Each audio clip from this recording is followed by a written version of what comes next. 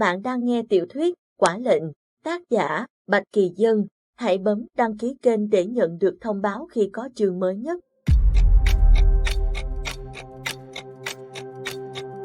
Chương 35, sát thủ CSI. Hải Tâm sau một giấc ngủ dài, tỉnh dậy liền xem đồng hồ. Đã hơn 12 giờ trưa rồi, anh thấy đói bụng liền kêu gào lên với Triệu Thanh và Mã Linh. Này, đồ ăn hai đứa để ở đâu? Ở ngay ghế sau đó. Mã Linh nói. Hải Tâm lục lọi một hồi tìm được mấy gói bim bim và viên dinh dưỡng, liền ném lên phía trên cho Mã Linh và Triệu Thanh. Anh vừa nhai bim bim rồm rợp, lại vừa cằn nhằn, trưa rồi cũng không thấy dừng lại nữa. Bộ bọn hắn định đi thông trưa luôn hả? Phải đấy, theo tính toán còn phải đi 4 giờ nữa mới tới Cổ Thành. Thời tiết trên núi cao tối rất nhanh, 5 giờ là sương mù đã dày đặc rồi. Không đi nhanh thì sẽ bị kẹt lại, chết rét đó. Triệu Thanh đáp. Anh lại hỏi, đã ai từng đến Cổ Lăng chưa? Mã Linh lắc đầu, chưa. Tôi nghe nói Cổ Lăng là một đất nước rất cục bộ, biên giới của họ rất nghiêm ngặt, kiểm soát du lịch cũng rất chặt, cũng không có chế độ dẫn độ. Nghe nói mấy trăm năm trước, Cổ Lăng vẫn còn dùng độc dược để làm đường biên, như một cấm chế để kiểm soát ra vào. Cơ bản là họ không cần quá nhiều an ninh để ngăn chặn xâm nhập. Hơn nữa, địa hình của Cổ Lăng hiểm trở, trùng trùng núi tuyết, muốn vào được tới Cổ Thành không phải dễ. Dùng độc làm cấm chế ư? Sao nghe cứ như phim cổ trang? Đúng vậy, họ khá bảo thủ, duy trì chế độ quân chủ mấy nghìn năm nay. Cổ Lăng cũng là vương quốc duy nhất trên thế giới chế tạo thành công virus kháng hỏa trùng thời Đại Đế. Có một truyền thuyết kể rằng Cổ Lăng là vương quốc chuyên dùng độc dược để khống chế, giết người, gieo rắc nỗi kinh hoàng cho các vương quốc thời bấy giờ. Nhưng cũng có một đoạn lịch sử cho thấy, Cổ Lăng đã ra tay giúp Đại Hà loại bỏ hỏa trùng. Về cơ bản, tin đồn kia chỉ là truyền thuyết khiến các nước khác dè chừng, không dám xâm phạm Cổ Lăng. Mã Linh giải thích, Hải Tâm vừa ăn vừa gật gù, tưởng cô em chỉ biết đánh đấm, không ngờ cũng thông thạo lịch sử. Cái này là Tống Huy nói với em, lại là cậu ta, đúng là cái tên kỳ dị. Hải Tâm càm ràm, Triệu Thanh bật cười chế nhạo anh, thân thủ của tên mọt sách ấy chưa chắc anh đã sánh bằng được đâu. Ít nhất cậu ta cũng có thể xử lý người sống, còn anh chỉ có thể xử lý người chết thôi. Gặp họa là lăn ra ngủ, tỉnh dậy là lại ăn. Không biết ngày xưa anh sống sót rời khỏi Trung Đông thế nào nữa. Hải Tâm giơ miếng lương khô, đập cớp vào đầu Triệu Thanh. Chính vì anh mày đây ham ăn, ham ngủ nên mới nguyên vẹn trở về. Lúc đánh nhau anh mày chỉ cầm súng bắn tỉa ngắm từ xa, địch đến gần là ù té chạy, thế mới giữ được mạng đấy. Tuyệt chiêu. Triệu Thanh công nhận, đang bát nháo trên xe thì chiếc xe đi đằng trước bỗng nhiên dừng lại. Lúc này, Triệu Thanh mới nhìn ra, cách đó không xa, nơi đỉnh dốc có một chiếc xe Việt dã màu xanh sẫm đổ chắn ngang khúc cua nguy hiểm. Triệu Thanh cho xe dừng lại, mở cửa bước ra ngoài. Mã Linh, Hải Tâm bước theo sau, phía trước, Tống Huy, Diệp Minh, Nhạc Ly cũng bước ra khỏi xe. Diệp Minh quay sang hỏi Tống Huy, cậu chắc chứ? Chuyện này, cứ để tôi giải quyết. Chơi theo luật của CSI, phía trước, một người cao lớn bước ra khỏi chiếc xe Việt dã. Người này có mái tóc bạch kim, đôi mắt màu xanh nước biển đặc biệt ăn khớp với khung cảnh đầy tuyết phủ. Gã dùng những bước chân bình ổn để bước lại gần phía Tống Huy. Hai tay gã đút sâu vào túi áo măng tô dày, cổ áo lông màu đen xù lên như nuốt gần nửa khuôn mặt tuấn mỹ của gã. Diệp Minh, thực lực của hắn thế nào? Gần như là sát thủ mạnh nhất CSI. So với cậu thế nào? Tôi còn chưa tốt nghiệp, vậy cứ để tôi giết quách hắn đi là xong. Tôi biết năng khiếu giết người của anh, nhưng tôi không muốn hắn chết. Tôi không thể để cậu rơi vào nguy hiểm. Hắn là sát thủ cấp quốc tế đấy. Vậy anh đứng ngoài trông chừng tôi đi. Tống Huy quay sang nhìn anh, ánh mắt trầm ổn. Tôi cũng không muốn chết trước khi được ăn tươi nuốt sống anh đâu. Diệp Minh bắt lấy ánh mắt hắn, yêu thương như tràn ngập cõi lòng riêng, ấm áp như ngọn lửa trong đêm đông. Được, cậu giải quyết hắn đi. Nếu hắn dám gây tổn thương cho cậu dù chỉ một chút thôi, tôi sẽ đá hắn xuống đáy vực, cho quà ăn xác hắn. Tống Huy giả bộ rùng mình, eo ơi, tôi sợ quá. Tống Huy nói xong, rời khỏi đội ngũ, tiến về phía Victor Alpha. Khi cả hai chỉ còn cách nhau chừng 2 mét, Tống Huy dừng lại, Victor cũng không bước tiếp nữa. Trong ánh mắt xanh sắc lạnh, gã cất giọng nói trầm ổn. Gigi James, khỏe không? Tống Huy đút hai tay trong túi áo khoác, nắm chặt khẩu FW250, đáp lại gã. Victor, lâu rồi không gặp. Di Di, tôi rất tiếc phải làm chuyện này. Tôi hiểu, nếu theo tôi về CFI, gặp Mr. S, có thể. Mắt Tống Huy mở lớn nhìn hắn. Sao? Chẳng phải ông ta đã chết rồi sao? Tại sao lại nghĩ rằng ông ấy đã chết?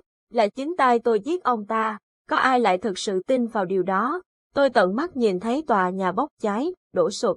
Đúng là điệp viên chưa tốt nghiệp. Cậu đã làm sụp nửa thành phố chỉ để giết ông ta. Nhưng kết quả mà ông ấy vẫn không chết, còn khiến cho hơn 20 người đang huấn luyện bị thương. Tống Huy cắn răng.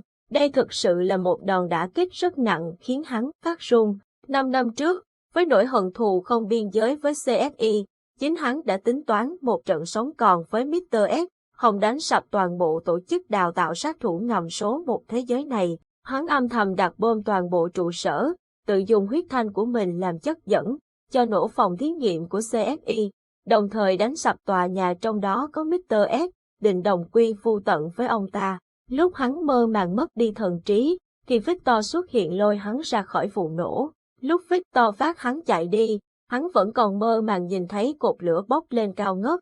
Tống Huy dồn nỗi căm hận vào bàn tay cầm súng đến mức nó sắp bị hắn bóp vỡ vụn. Di Di, về nhà với tôi.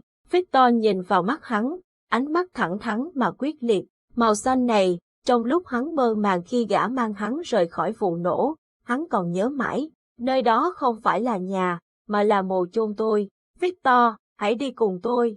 Tống Huy nói, đôi mắt màu nâu xám của hắn nhìn gã, có chút tha thiết. Victor không động tĩnh gì, đôi mắt gã mau chóng lấy lại sát ý. Victor, huyết thanh của tôi có thể giải độc cho anh khỏi khống chế của CFI.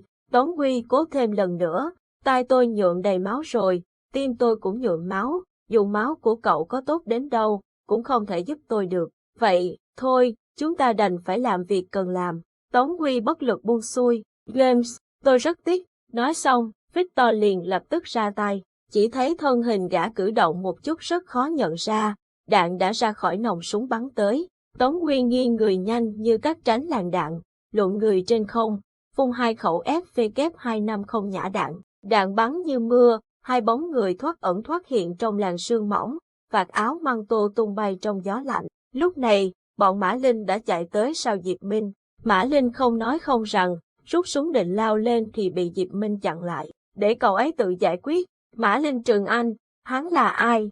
Tại sao lại đấu với Tống Huy? Diệp Minh đang tập trung toàn bộ linh lực vào từng cử động của hai người kia, giơ tay ra hiệu Mã Linh im lặng. Nhạc Ly thì thầm nói nhỏ, hắn là điệp viên sát thủ của CSI, đến giết Tống Huy. CSI, trong đầu Mã Linh đầy dấu hỏi. Hải Tâm ôm đầu kêu lên, mẹ kiếp, CSI, tôi biết, là tổ chức bí mật đào tạo sát thủ tốt nhất thế giới. Thằng oắt Tống Huy kia sao lại dây vào bọn chúng?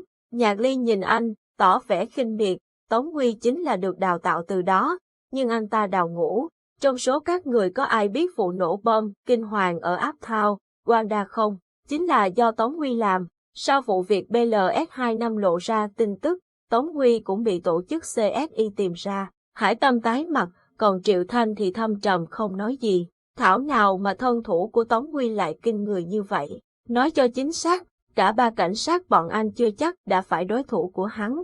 Phía bên kia, cả Tống Huy và Victor cũng đã xài đến viên đạn cuối cùng, liền quăng súng, chiến đấu bằng tay không. Trên mặt đường dốc, 2 sát thủ xoắn vào nhau rồi lại tách ra, liên tiếp ra đòn nặng khiến cho những kẻ đứng ngoài trận chiến không khỏi nghẹt thở. Tống Huy vừa bị một đòn chí mạng trúng ngay bụng, cả người hắn bắn thẳng vào vách đá, lưng bị gai đá đâm trúng, đau buốt. Hắn chưa kịp trấn định thì đã thấy Victor lao tới như báo săn, tung một đòn thẳng mặt.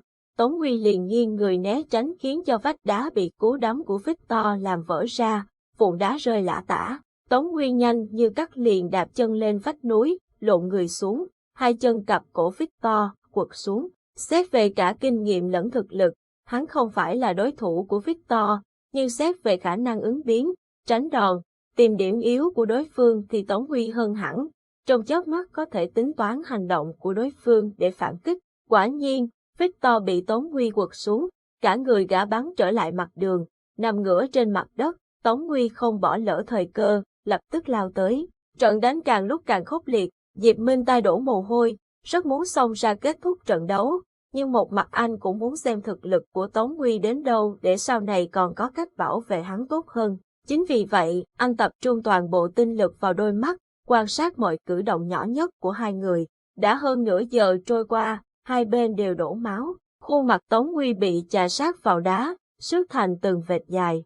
Còn Victor cũng bê bết không kém khi bị Tống Nguy đấm trúng một đòn vào giữa mũi, máu chảy ròng ròng. Trong lúc cả hai đang ở tư thế khóa chặt, khống chế lẫn nhau, Tống Nguy tranh thủ nói, Victor, đừng đánh nữa.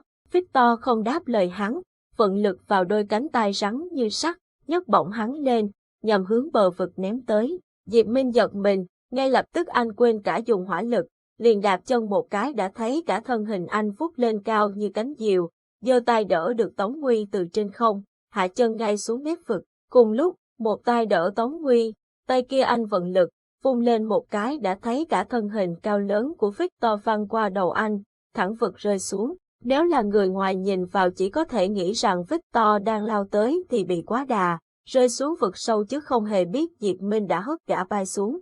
Tống Nguy hét lên, Victor,